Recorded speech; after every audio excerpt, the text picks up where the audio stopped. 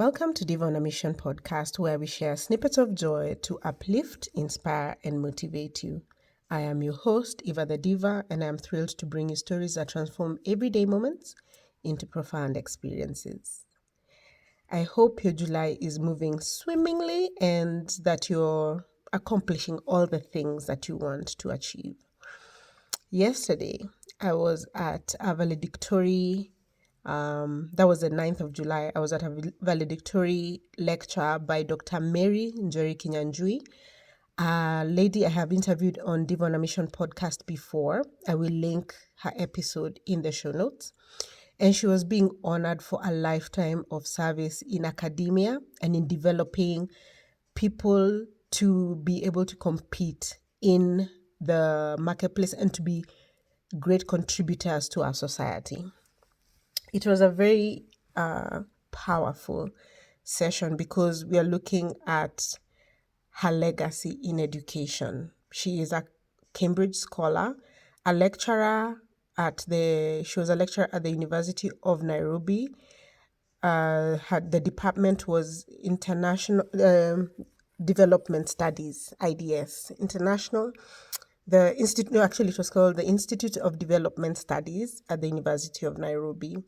And her students and colleagues were there to honor her lifetime of education, of service, of innovation, of pioneering what in research and in making the African the center of her research, looking at the African as an innovative individual, as someone who contributes greatly to the society and the world at large, and that the African contribution is worthy of research. It is worthy of being elevated to the status of others in academia, in research, in business, and all those realms. And it was very interesting to see how her students viewed her, how her colleagues viewed her, and the impact that has in real world terms.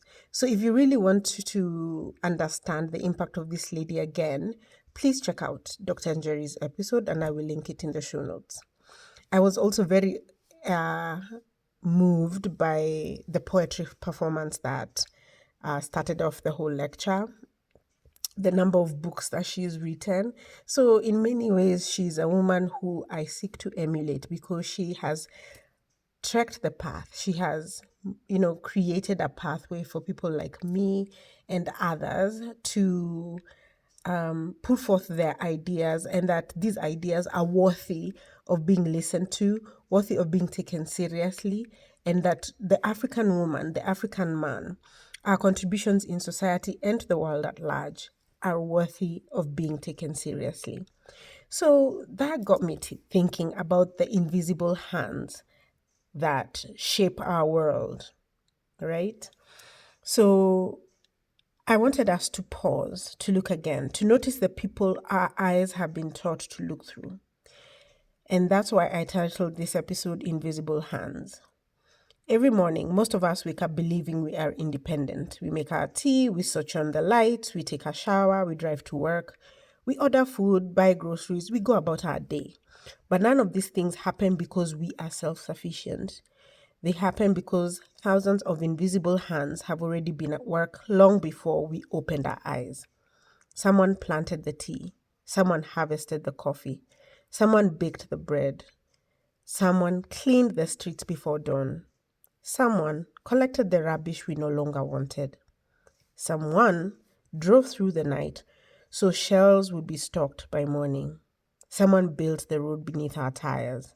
Someone laid the pipes that carry clean water into our homes. Someone stitched the clothes we wear. Someone cared for an elderly parent while other family went to work. The world moves because of people whose names we may never know. Yet somehow we have built societies that celebrate those who accumulate wealth more than those who sustain life. We applaud power. We admire status. We chase titles, but we often overlook the people whose labor, keeps civilization breathing. And this has just reminded me that my grandfather on my dad's side, Mwangi Wagedete, worked in the settler farms, growing sisal and coffee and many other cash crops.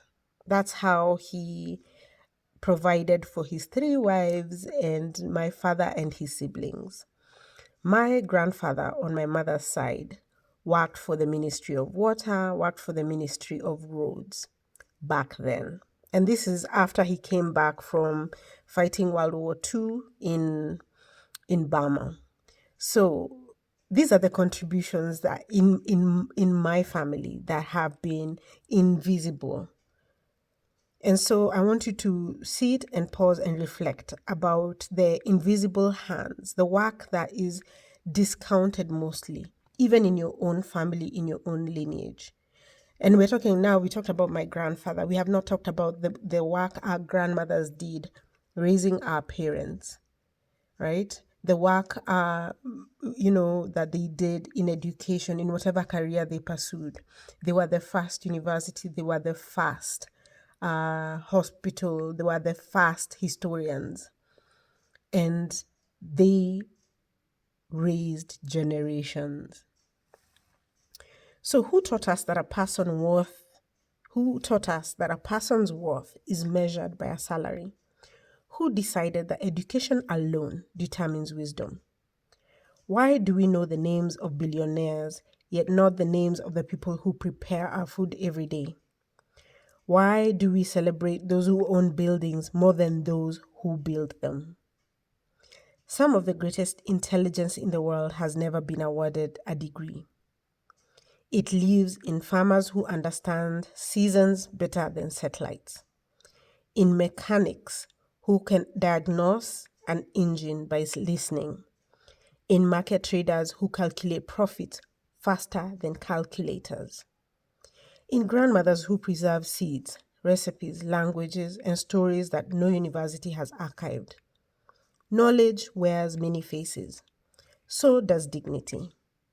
Perhaps the problem isn't that these people are invisible. Perhaps it is that we have stopped seeing. We have trained our eyes to notice prestige instead of purpose, income instead of impact, recognition instead of contribution. Imagine if, for just one day, every cleaner stayed home, every sanitation worker, every farmer, every driver, caregiver, construction worker, market vendor, domestic worker.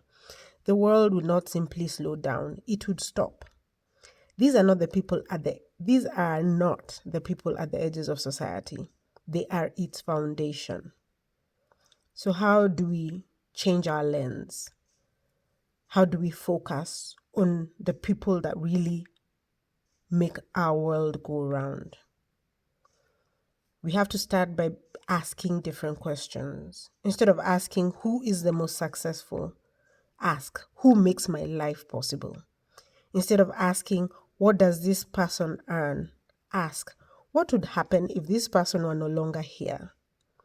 Gratitude begins where visibility begins. Justice begins where recognition begins.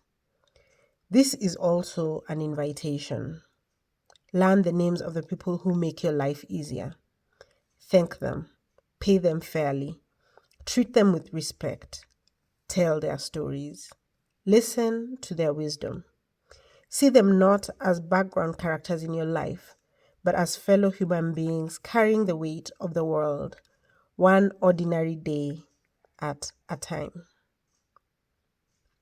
History often remembers kings, presidents, inventors, and billionaires, but civilizations are built by countless ordinary people whose names rarely appear in books. They are the invisible hands that harvest, build, clean, carry, repair, nurture, protect, and create. Without them, history itself could never have happened. Perhaps the greatest measure of a society is not how it treats its richest citizens, but how deeply it values those who work whose work is essential and whose voices are seldom heard. As you go through your week, I leave you with one question. Whose invisible hands have carried you today? Notice them, thank them, celebrate them. Because a world that truly sees its people is a world that becomes more compassionate, more just, and more beautifully human. Thank you for joining me on Diva On A Mission podcast. I would love to hear your story about the invisible hands that shaped your world. Send us an email at doampodcast@gmail.com. Subscribe to our YouTube channel, Diva On A Mission podcast. Follow us on TikTok at DOAMPod and let us know the invisible hands that made your life possible.